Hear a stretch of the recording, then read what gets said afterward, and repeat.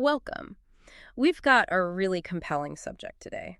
A powerful political allegiance, but critiqued, not from the outside, but from deep within its own community. Right. And using a theological lens that challenges, well, some long-held beliefs. It brings up a big question, doesn't it? How do you even navigate that kind of thing? Speaking hard truths within your own spiritual home. It's definitely a profound act. Yeah. It takes real courage, conviction, and a lot of intellectual rigor, I'd say. When someone from inside steps up like that, it forces a community to look inward. Yeah, to really grapple with difficult questions. Exactly. About its values, its direction, and often against, significant resistance. That's precisely the challenge we're exploring today. We're going to unpack A Christian Case Against Donald Trump by Patrick Kahnke. And this isn't just a quick book review. It's more an exploration of a really comprehensive critique, one that systematically looks at Kahnke's arguments and what they might imply. And just so you know, you are experiencing a unique two-host AI conversation powered by Google's NotebookLM for deeper, more dynamic book analysis. Our mission today really is to give you a nuanced understanding of how this specific critique assesses Kahnke's theological points and the practical side of things. Strengths, weaknesses. Right, the strengths, the weaknesses, the bigger questions it raises. But importantly, without giving away any spoilers from the book itself, the analysis we're looking at uses a very systematic framework, sort of a roadmap, to break down these complex ideas. Okay, so let's start with the author, Patrick Kahnke. Who is he? What's his background? Because that context feels, well, absolutely crucial here. Yeah, it really is.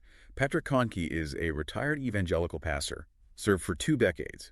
And for most of his life, he was a staunch Republican, a dedicated pro-life activist. So involved. Very involved. He planted a church in inner-city St. Paul, Minnesota, was active in the Baptist General Conference. Then he retired from ministry back in 2016. So he's genuinely an insider, not some external critic taking shots. What makes his journey so unique then? Well, what's fascinating is his personal path. He actually broke with the Republican Party specifically over Donald Trump. And this deep background, this history within the evangelical world, it lends significant credibility to his critique. He's not an outsider lobbing critiques. He's someone who is deeply connected to the community he's now addressing. That internal perspective. It's key. It's why his message hits hard, why it resonates for some, and also, frankly, why it sparks such intense debate. That insider view definitely makes his main point carry more weight. So what exactly is Kahnke arguing? What's the core claim in A Christian Case Against Donald Trump? His central thesis, essentially, is that Christian support for Donald Trump represents a fundamental betrayal of core Christian principles. A betrayal. Strong words. Very. He argues it comes from, and I'm quoting here, our desire to bring in an earthly kingdom rather than the kingdom of God, and a misunderstanding of our core calling to the world. He contends Trump's appeal is a kind of spiritual seduction, leading Christians, in his view, to choose the way of Barabbas over the way of Christ. Choosing the way of Barabbas over the way of Christ. Wow, that's a really stark, provocative comparison. What kind of book is this then? Genre-wise? Purpose? It's described as a theological polemic. So, a strong, often controversial argument rooted in religious principles and also a pastoral warning. Okay. It's written from an evangelical perspective, that's important, but it's aimed against evangelical Trump support. This one came out in 2024, building on an earlier book he wrote in 2020 called MAGA Seduction. Right, MAGA Seduction, resisting the debasement of the Christian conscience. That's the one. And it's written, in the context of Trump's continued strong support among white evangelical voters. Yeah. Those numbers have stayed pretty high historically. Got it. Now, the critique we're looking at, it meticulously maps Kahnke's claims to his evidence. How does it break that down? Like distinguishing between opinion, knowledge, understanding, wisdom in his work? That sounds like a pretty rigorous way to analyze it. It is, yeah. Yeah. It's quite detailed. The critique classifies Kahnke's main claim that Christian support for Trump is idolatry as a strongly held belief or opinion. Okay, so not presenting it as fact. Exactly. It acknowledges this is open to reasonable disagreement among evangelicals. Now, for knowledge, the book definitely uses biblical texts, established Christian doctrines as its foundation. But, and this is key, the application of these texts to today's politics moves beyond just knowledge into interpretation, into argument. Makes sense. It shows coherent understanding by systematically connecting biblical principles to political analysis. He organizes these contrasting ways, like the way of Christ versus the way of Barabbas, to highlight what he sees as spiritual dangers. So if he's applying principles, connecting ideas, Is the ultimate goal, then, to offer practical wisdom? And that where he's heading? Precisely. He's calling Christians to prioritize long-term spiritual reflection over, say, short-term political gains, emphasizing the eternal consequences of our political loyalties. That's where the wisdom part really comes in, trying to guide actions based on a deeper spiritual understanding of the implications. And what about the evidence he uses in the book? What kind is it, and how does this systematic analysis see its strength, its robustness? He uses a lot of biblical quotes, especially from the Gospel of John. That's prominent. Plus, personal pastoral experience and analysis of Trump's rhetoric and policies. Okay. However, the critique does note that the evidence leans heavily on sort of snippets of quotes or personal experiences. It's not based on comprehensive empirical analysis. Ah, so more anecdotal on the political side. More anecdotal observation, yes, rather than broad data. So the arguments are biblically grounded, but the political analysis part is based more on that kind of evidence. That distinction is important. Definitely. Now, this is where the critique uses ethical frameworks, which is always interesting. How does it use the golden rule to look at Kahnke's argument?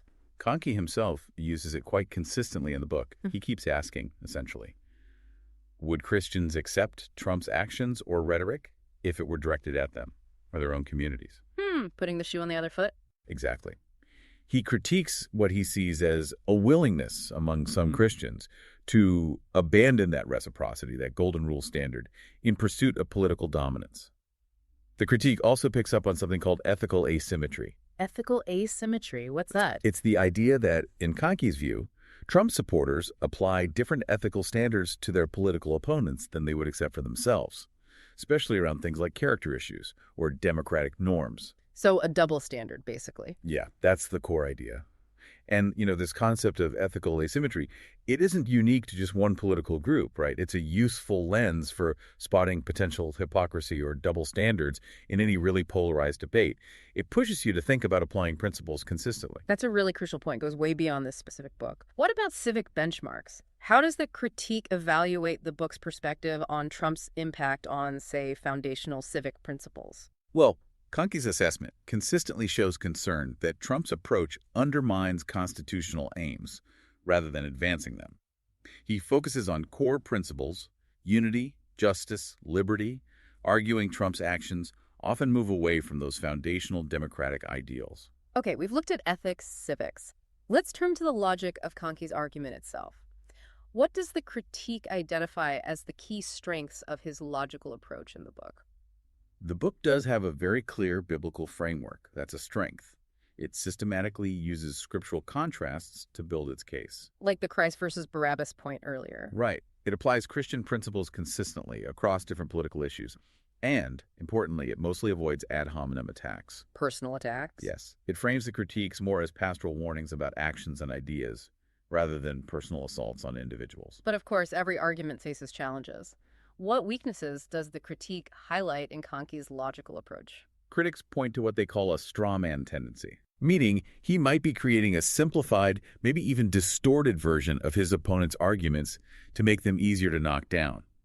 In this case, the critique suggests an idolatrous Trump is our savior characterization that might not actually represent all Trump supporters' motivations. So potentially painting with too broad a brush. Potentially, yes. Oh. The book is also noted for limited counter-engagement. It doesn't really seriously wrestle with biblically grounded arguments from Christians who do support Trump. Doesn't engage the strongest opposing case. Right. And this can lead to a risk of what's called a false dichotomy, presenting these stark either choices, like the way of Jesus or the way of Trump, without really acknowledging potential middle ground or more complex positions. Gotcha. And again, as we mentioned, there's the reliance on anecdotal evidence for some of the political claims, not comprehensive empirical analysis. So the critique really emphasizes how crucial strong evidence and solid logic are. And being fair to the full range of arguments, even the ones you disagree with. This kind of systematic breakdown, understanding the how of an argument. It's exactly what we aim to encourage with our Mindful Moments content that's available on our YouTube channel, designed to inspire reflection and rational thought in what feels like an increasingly complex world. Exactly. It's about developing that critical discernment, right? Looking beyond just the surface, claims to understand the structure underneath an argument. Definitely. Now let's consider the deeper implications Kahnke warns about, the wisdom assessment part. What does this all mean long-term, according to him? What are the ultimate consequences he foresees for, say, Christian witness and spiritual health? He warns pretty starkly that continued Christian association with Trump will cause lasting damage. Damage to Christian witness, to spiritual health. He even predicts the church might need, quote, 40 years in the wilderness to recover from what he sees as a serious spiritual compromise. 40 years in the wilderness. Wow. That is a really stark, sobering prediction. It makes you think, doesn't it, about other historical movements and the long-term fallout from perceived moral compromises. What about the broader social and civic impact he talks about? He argues that this specific Christian-Trump alliance corrupts both Christian moral authority and democratic institutions. How so? He believes it creates these cycles of division and distrust that harm both. He contends the Christian nationalism, the blending of Christian and national identities, actually undermines authentic Christian mission, while at the same time damaging pluralistic democracy. This has been a really thorough look at this critique, sort of diving into Kahnke's work through this very systematic lens. If we were to sum it up, what are the main strengths and weaknesses of Kahnke's book overall, according to this analysis? Okay, strengths first. It's widely seen as a courageous prophetic voice, someone willing to challenge a really powerful political movement from within his own community. That takes guts. No. It has a strong biblical foundation, especially grounding arguments in the Gospel of John, and it comes across as written with a genuine pastoral heart. Plus, he has that personal credibility from his conservative background. Right, the insider perspective we talked about, and the weaknesses. Where does the critique suggest the book maybe falls short? Well, the critique points to maybe limited nuance, potentially oversimplifying the motivations of Christians who support Trump. The straw man issue again? Related to that, yes. Some critics also detect a strong emotional tone, even suggesting hate seeping from its pages, which seems counter to his stated pastoral aims. It's also noted for offering insufficient solutions, lots of critique, but maybe not enough constructive alternatives for how Christians should engage politically. Okay. And finally, there's that risk of it just becoming an echo chamber, primarily reaching people who already agree with an anti-Trump stance, rather than genuinely persuading those who disagree. So this whole analysis of the critique, it really leaves us with some powerful questions, doesn't it? Questions that go way beyond just this one book or this specific political moment. It absolutely does. Yeah, it brings up really important questions for anyone thinking about faith and politics. Like, can biblically faithful Christians genuinely arrive at different conclusions about supporting someone like Trump?